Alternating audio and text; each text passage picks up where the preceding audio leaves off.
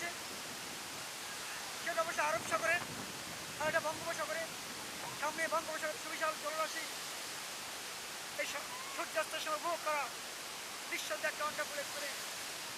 এটা মনে রাখার মতো একটা বীজ, ভালো লাগার মতো একটা বীজ। আর এই নিচে ঠিক সূর্যাস্তের প্রাকালে কিছুটা সময় কাটানো নিঃসন্দেহে একটা ভালো লাগার মতো একটা জিনিস।